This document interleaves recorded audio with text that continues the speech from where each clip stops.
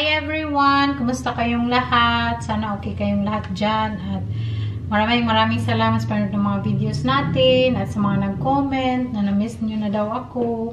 Kaya na-miss ko po kayong lahat. Maraming salamat. Kaya lang minsan super busy na ako sa trabaho. Minsan magtrabaho ako ng 5 days in a week. Tapos syempre, 2 araw yung off ko.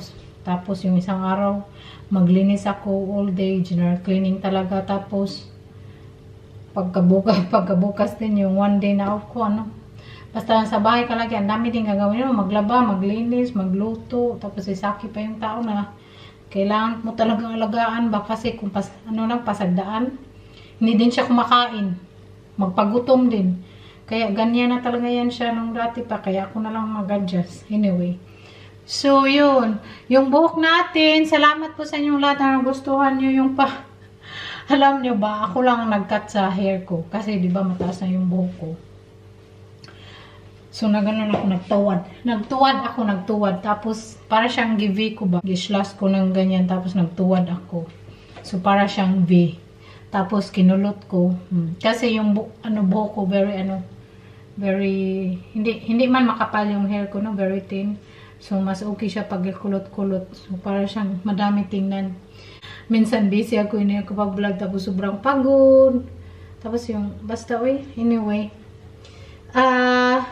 Kaya maraming salamat pa din sa inyo na nagko-comment na miss nyo yung pa-vlog ko kasi, di ba?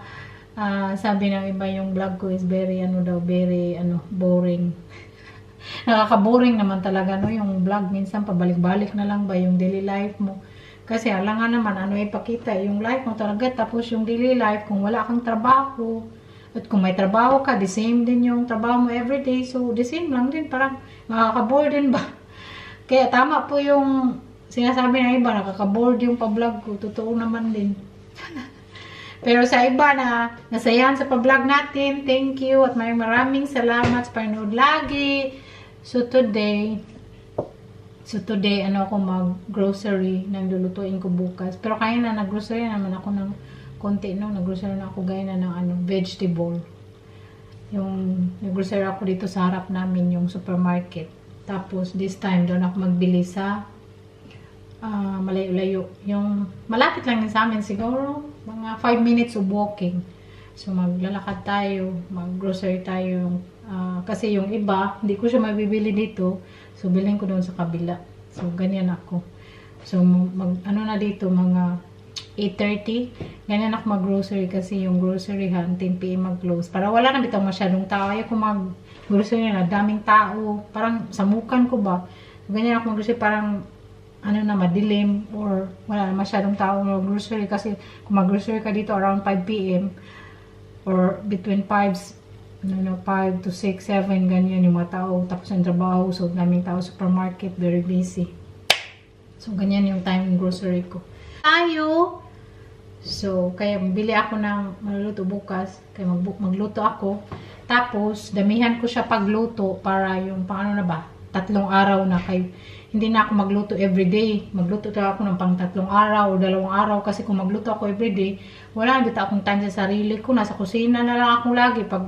Pagising ko sa umaga, magkain ng breakfast lang, yun lang yung parang rest day ko ba, na magkain breakfast, relaxing day. Pagkatapos, mag-prepare na sa lutuin. Pagkatapos magluto, magpakain kay Saki, magkain kaming 2. Kasi kumakain naman ako sa restaurant, pero hindi na madami kasi sinasabayan ko yung Saki kumakain. Kasi pag hindi ko din sabayan, hindi din kumakain ng buto. Ganyan naman talaga yung Saki, no? So, kaya alam ko na ganyan siya. So, tayo na talaga mag-adjust. So, yun.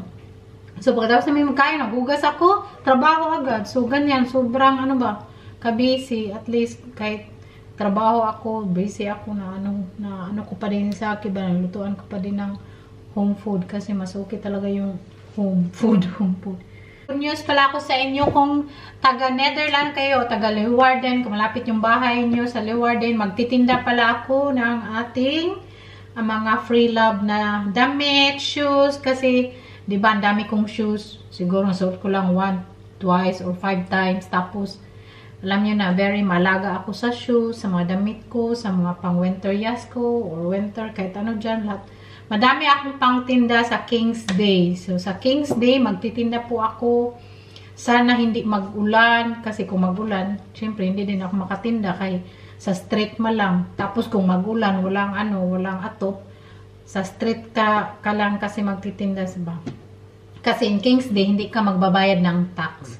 So, normally, kung magtinda ka dito or saan magbayad ka ng tax. No? So, King's Day, birthday ng King. So, lahat libre. Wala kang babayaran. Kung magkano yung kinikita mo, lahat sa'yo, ibulsa. So, wala akong babayaran. So, magtinda ako ng King's Day. May pasok man ako that time. Free kasi gusto ko talagang magtinda kasi ang dami kong ititinda.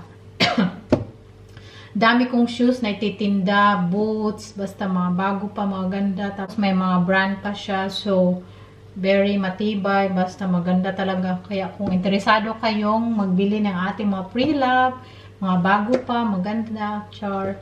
At mga winter na pang winter, yes, mga winter jacket, maganda yung winter jacket natin. Tapos may winter jacket din ako na wear ko lang siguro 1 or twice. Tapos ibenta ko na din. So kung interesado kayo, magpunta kayo sa King's Day, sa Leeuwarden. Tapos nasa street lang naman ako. Tapos mag-live din ako that time para makita nyo kung saan ako nagpo-pwesto ba. Sana hindi mag-ulan kasi sure na magtitinda na ako. Kasi prepare ko na yung mga ititinda ko ba. Ang dami lang pa yung... Ano na dito? 8:35 p.m. O, diba? May araw pa kunti. Hindi pa madilim. Kaya pa summer na naman. So, yan ang gusto ko pag ano pa summer kasi matagal magdilim ba. Kahit alas 11 nasa city ka pa. Hayag pa ba? Walang mumo. Mumo. Punta na tayo. Papunta na tayo. Pimples ko, dinikitan ko. Dami kong pimple. Nag-dark pa yung iba. Yung iba, okay na. Nasa bahay na tayo. Tapos sabi ko sa inyo, diba, dalhin ko kayo. Nakalimutan ko na mag-vlog. Punta doon sa supermarket. Punta na mag-vlog. Nagpasok ko supermarket. Pero pupunta doon. Nag-vlog tayo. No? Anyway, makalimutan ko na mag-vlog kasi ang tagal ko na hindi nag-vlog. No? Grocery haul tayo sa nabili natin. Nabili ako ng fry. Bangon ito. Magawa ko ng bami. Yung bami para siyang typical Netherlands na pansit, ganyan. Lagyan ito ba, may leek. In English, leek. Tapos, di ba, ang lalaki. Para siyang spring onion ba? Pero very strong siya kaysa spring onion. Tapos, 1 euro siya, tatlo. O, di ba, lalaki? Isa lang yung gamitin ko. Pero ano man siya, discounted. Tatlo, 1 euro. Yung strawberry natin, nagbili ako ng strawberry, 2 pack. Nilagay ko na agad dito, di ba? Very pretty strawberry. Kasi, hindi pwede sa amin walang fruits. So, may blueberry kami dyan, apple, strawberry, pear, kiwi, banana. Kasi minsan pag gutom kami, maga kasi kami kumakain. So, mag-snack na lang ng fruit. Lagay ko na ito sa ref. At yung ating nagbili din ako yung paborito ni Mr. na Oranje Cook, typical Netherlands cookies. Diba? May Netherlands flag pa. So, lagay natin siya sa ref. Tapos, yung lulutuin ko bukas, sweet and sour fish. So, may ako dito. Pangasius fillet. Kasi, inas ko sa akin, anong gusto niya kainin? Sabi niya, sweet and sour fish. So, nagbili ako kayo ng umaga ng pineapple, fresh pineapple. So, ni-slice ko na. Yun, naglagay natin fresh pineapple, sweet and sour fish, and cheese. Tapos, cheese na naman. Cheese ni Saki, cheese ko. Tapos, pastry. Ako ng avocado, lagay ko na doon. Kasi, breakfast namin, bread with avocado sometimes. So, good cheese. Kasi, nagpunta kami ni Mary doon sa Mexican restaurant. Mayroon sila baked pastry with goat cheese. So, at nasarapan ako. Si Saki din, nung kumain kami last time, nasarapan siya. So, I'm going to bake it myself, my own way. So, ganyan ako, no? Every time magkain kami ni Saki or sa mga kaibigan ko or mag-travel kami ni Saki, kahit saan, pag may magustuhan ako ng pagkain, at namnamin ko talaga, namnamin kung anong nilalagay. So, nilagay niya ng goat cheese at pastry. So, mag-bake ako. Pero my own way, no? Kasi, sa kanila only. Tapos, grated mozzarella and grated na Gouda cheese. Diba? Cheese. I love cheese talaga. Minsan, pag gutom din ako, magkain ako ng cheese niya. Nam, nam, nam, nam. Diba? Pero, yan. Alam nyo ba, ano na ako kumakain ba? Almost like twice a week sa Itulukan. Once a week kay Saki. So, once a week, minsan kaibigan ko, or once a week sa aking sarili. Okay lang yun, no? Kaysa trabaho, dami maglakad-lakad. Nagbili ako ng ginger tea at lemon tea, chamomile tea, kasi mag-tea ako every night, chamomile. No caffeine, so natural ingredient. Tapos, nagbili tayo ng waffle mix, kasi i-unbox natin, nagbili ako ng waffle machine. Tapos, cornstarch, and brown sugar, and chicken bouillon. Nagbili tayo. Ang bigat nito. Tapos nagbili tayo ng ng cherry pang lagay sa waffle. At baking soda.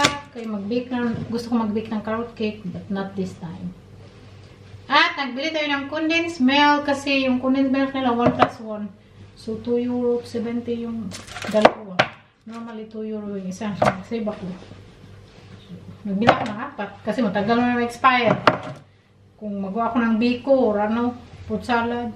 Tapos, nagbili ako ng honey kasi honey yung nalagay ko pag magawa ng salad or Tapos, vanilla. So, yun lang naman binili ko. Yun lang. No opening. So, i-unbox natin yung ating waffle na in-order. Kasi gusto ko magawa ng sarili kong waffle. No. Sinira ko. Ang dami kasing karton. Nagawa ko ng coffee. Mag-din si Saki.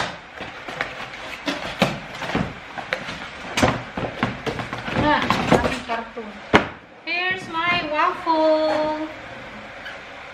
Diba red yung kulay niya? Yun lang. May sarili na akong waffle. Paggawa ng waffle. Magpadala man ako ng balikbayan box. So, magpadala din ako ng waffle nito kasi gusto ko maggawa ng waffle. Kala ko malaki, maliit pala. Pinakalagay red. Silver yung dito niya, tapos red yung boto, yung ilalim. Mas maganda yung ibabaw, red, kaysa silver yung ilalim ng buo. Anyway, ang ganda naman siya, very simple. Tapos makagawa siya ng dalawang waffle. Diba? Cute. Try natin ito. Bukas. Or, hindi pa siguro bukas kasi may trabaho tayo. Zero like the power red. Yung brand niya is Gagdi. Very cute siya. Normally kasi yung mga waffle, mga lang, silver or black. Pero, sinerge ko talaga kasi ayaw ko yung gusto ko makulay ba, mga vintage style na kulay. Thank you so much for watching. Maraming sa panonood nyo lagi. I love you all. Mag-vlog pa din ako, paminsan-minsan pag may time. Thank you. Bye. I love you. Mwah.